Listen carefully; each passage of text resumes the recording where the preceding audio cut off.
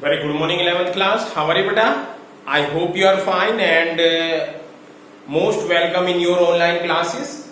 Students, today I will continue your chapter 10, that is measure of dispersion. And in this chapter, we have to calculate only standard deviation with its coefficient. So जब हम standard deviation calculate कर रहे हैं, क्या बताया मैंने? हर videos में मैं रिपीट कर रहा हूँ. This is known as absolute value, and when we calculate its coefficient, it is known as relative value. So same question में we have to calculate absolute value and coefficient value.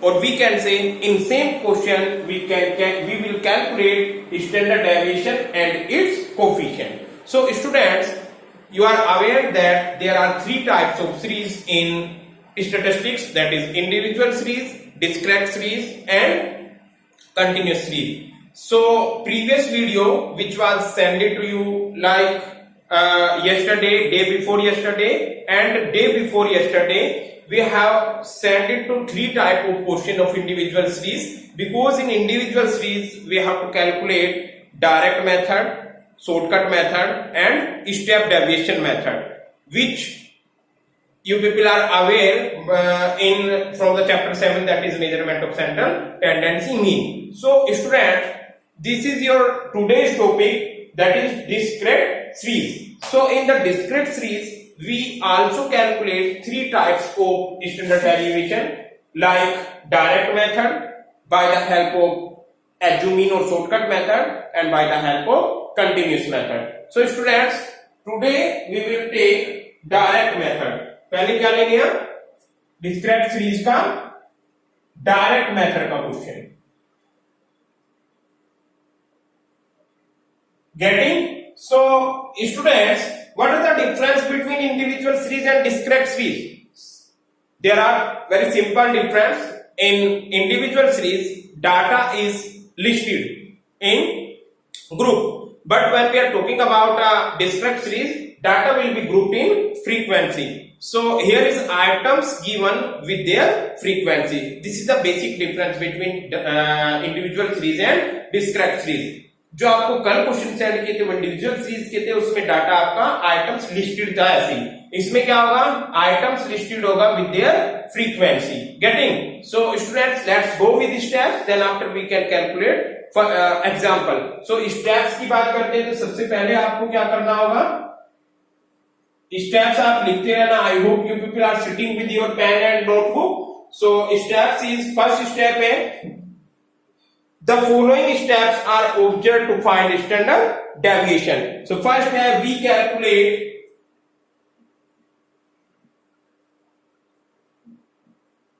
the actual mean. Mean calculate करना है. और बेटा I hope mean का formula आप लोगों को आता होगा. मीन कैलकुलेट कैसे करते हैं डिस्क्रीट सीरीज में? मीन कैलकुलेट करने के लिए जो आपका फॉर्मूला लगता है, that is x bar is equal to summation f into x upon summation f, or you can say n. n is a summation of frequency. This is clear? सबसे पहले क्या करना है आपको? एक्चुअल मीन लेना है. गेटिंग? इसमें आप एडजूम मीन मेथड ले रहे हो, डायरेक्ट मेथड कर रहे हैं तो डायरेक्ट मेथड में आपको जो डेविएशन कैलकुलेट करना होगा, डेविएशन कैलकुलेट होगा बाय द हेल्प ऑफ एडजूम मीन. तो सबसे पहले हमने एडजूम मीन कैलकुलेट किया. Then after we find deviation from the actual mean.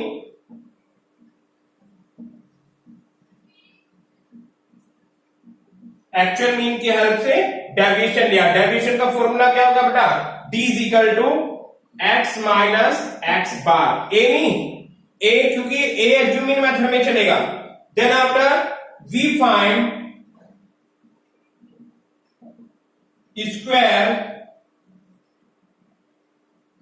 Of each deviation.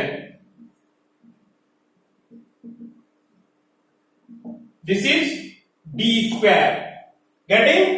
आप हर एक आइटम्स का d स्क्वायर कर दोगे. Then after we multiply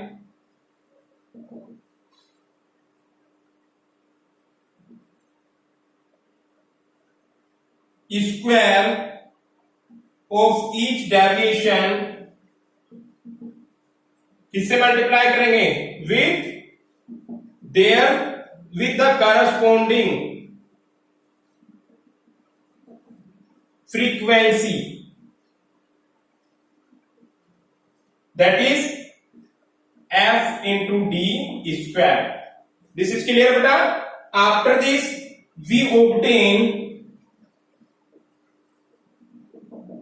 the sum of this product. इसका sum of this product क्या आ जाएगा बेटा? समीशन का साइन आ जाएगा, summation f into d square. This is clear. Next one, we use the following formula.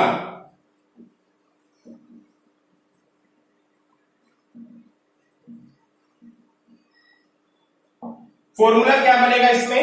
Direct method का formula learn होगा आपको। Direct method से थोड़ा सा चेंज हो जाएगा।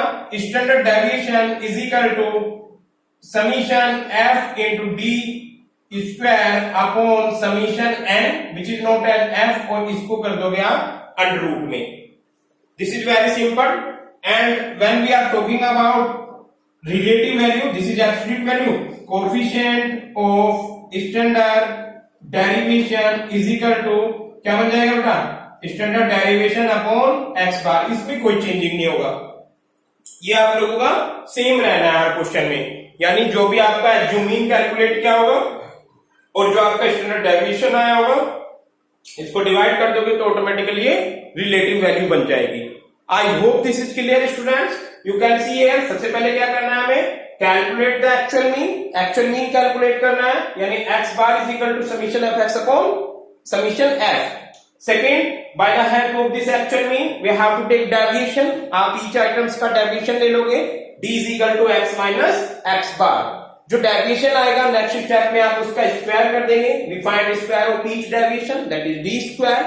नेक्स्ट स्टेप में आप मल्टीप्लाई करोगे स्क्वायर की square of each deviation with their corresponding frequency, that is f into d square. फिर इस प्रोडक्ट का हम सम करेंगे। We obtain the sum of this product, that is summation f into d square. Getting? And last one we use the following formula. Formula क्या बनेगा? Summation f into d square upon summation f। इस सबको under root कर दोगे। This is clear. And when this is absolute value और relative value, इसे calculate कर लेंगे। सो स्टूडेंट्स, आई होप आपको स्टेप्स क्लियर होंगे, आप लोगों ने हैंड टू हैंड लिखे भी होंगे। Now let's go, we will solve one example of the discrete series by the direct method. By the help of this example, you people can easily understand. Getting? So let's go beta. Then after आप easily understand कर जाएंगे। Discrete series चल रही है आपकी। Discrete series में आप direct method का क्वेश्चन कर रही हैं। गेटिंग बेटा? Yes, here is an example, that is calculate standard deviation and its coefficient। ये लिखा होगा by using direct method। ये नहीं लिखा सीरीज कौन सी है। सीरीज आपको आइडेंटिफाई करनी होगी। बिकॉज डिस्क्रीट सीरीज में क्या दे रखा होगा? आइटम्स होगा without class interval and frequency होगी। So here is calculate standard deviation and its coefficient by using the direct method for the following set of data। तो बेटा मैं डायरेक्ट डाटा लिख रहा हूं। क्वेश्चन यहां पर 1 है, डाटा है आपका 15, 20, this is x value of vitamins. Yes, x हुआ और f गिवन होगा। x है आपका बेटा 15 से 35 तक, 15, 20, 25, 30 and 35। Here frequency is 2, 3, 6, 7 and again 2। Question को आप टेबल में रखना। For a good presentation as a statistician students we have to give a good और प्रॉपर प्रेजेंटेशन। फर्स्ट स्टेप आप फॉलो करो। जो आपकी टेबल लिखी हुई है वर्टिकल, हॉरिजॉन्टली हमें वर्टिकल लिखनी होगी।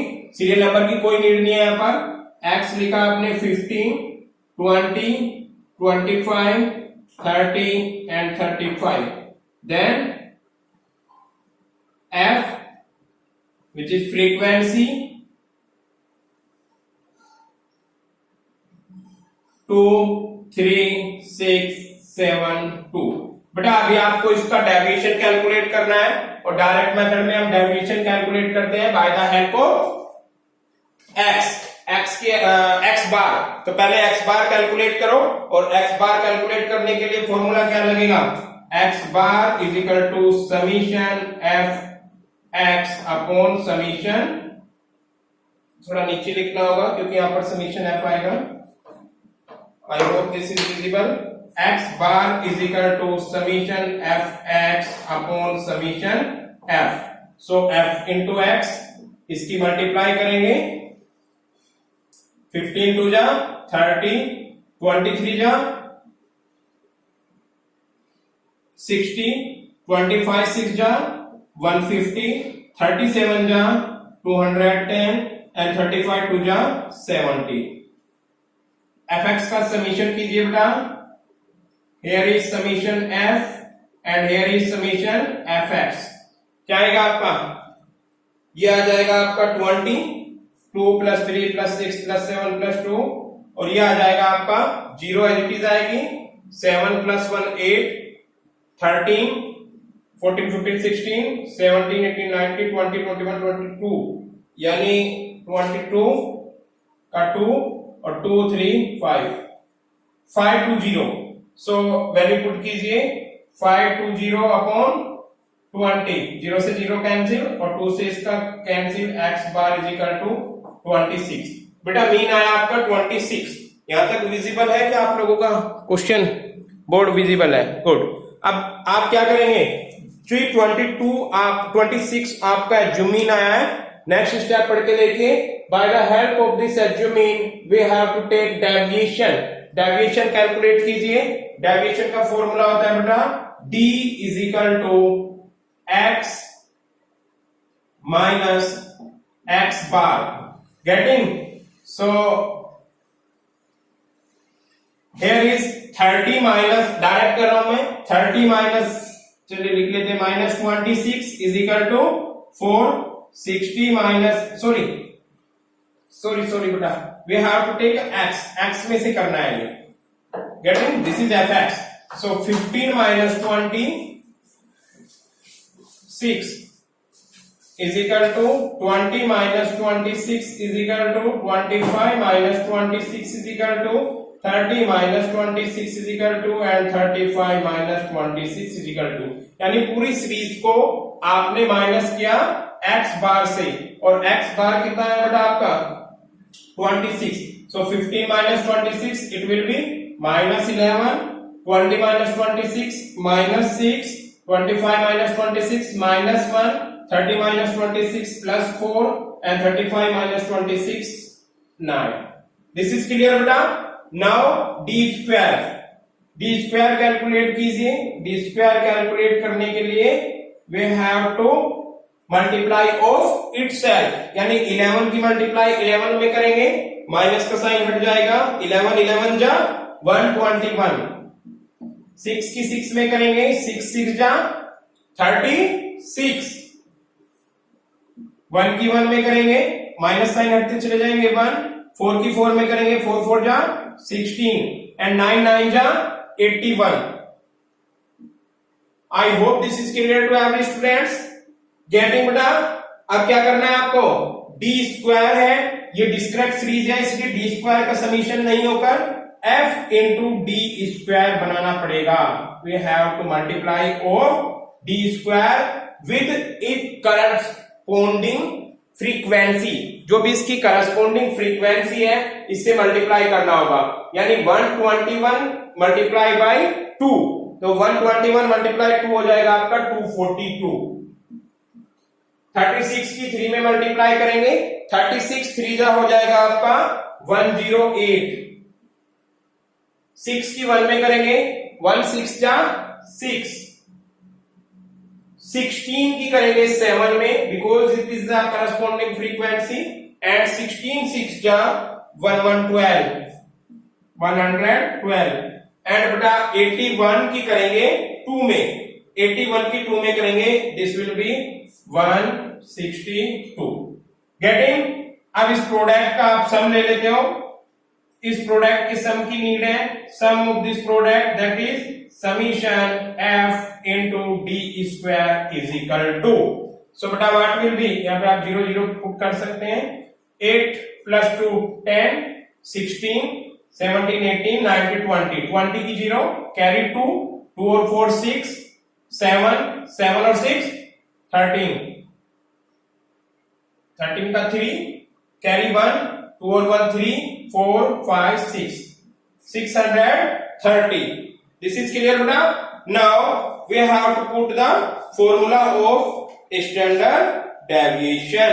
So beta standard deviation आपको दो चीज कैलकुलेट करनी होती है, ए हो गया आपका स्टैंडर्ड डेविएशन यानी this one.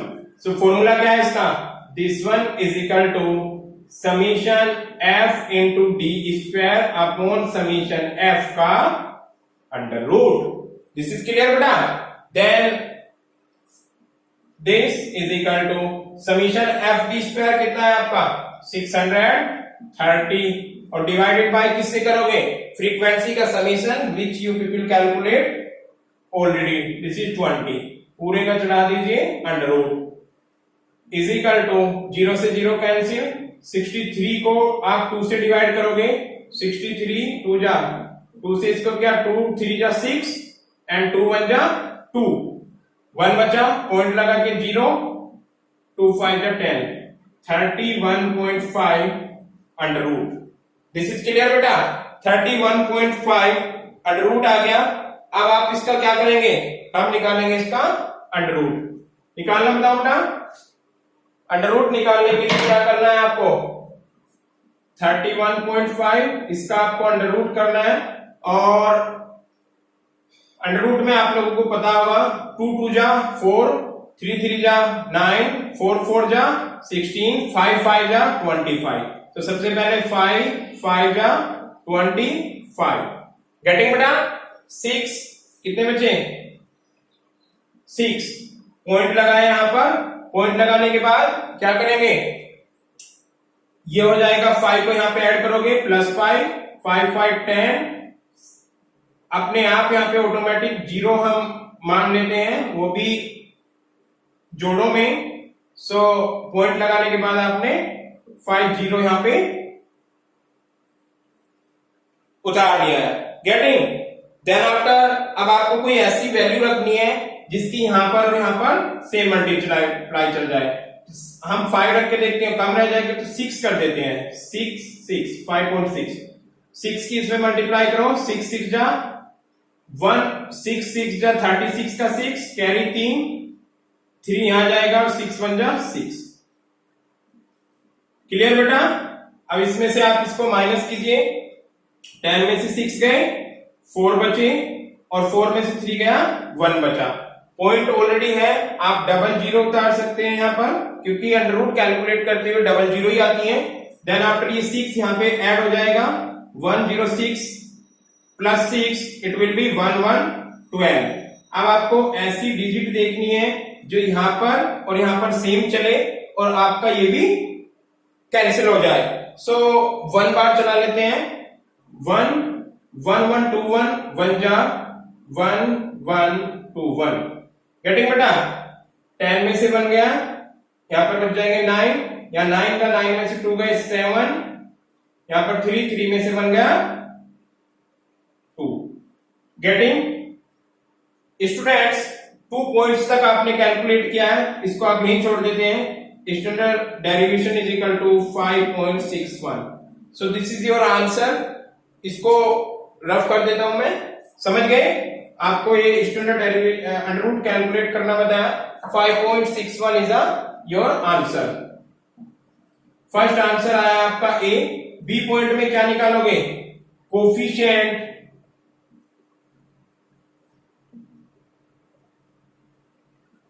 Of standard deviation. Coefficient of standard deviation को CSD लिख सकते हैं बेटा, मैंने बताया था C.S.D। इसकी शॉर्ट फॉर्म है फॉर्मूला क्या बनेगा, is equal to standard derivation that is sign लगा रहा हूं और divided by x bar. This is clear बेटा। सो वैल्यू पुट कीजिए, c into s into d is c point s point d is equal to 5.61 upon आपने mean calculate किया था और ये आया था आपका 26। इससे आप इसको डिवाइड कीजिए, ऑटोमेटिकली आपका आंसर आ जाएगा 0.21। You can calculate 0.21। This is your relative value.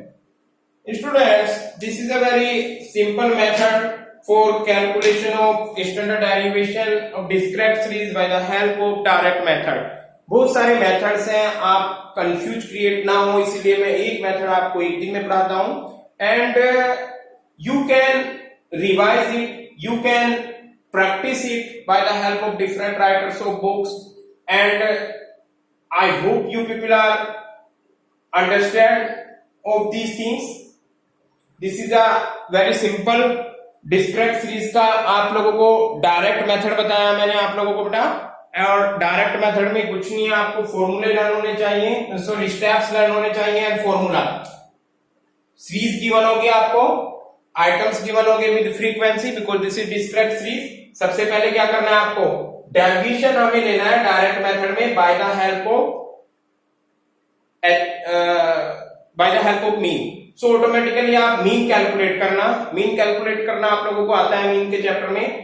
Multiply x into f x calculate कर लिया एंड फ्रीक्वेंसी का समीशन, यानी here is a formula of actual mean that is x bar is equal to summation f x upon summation F.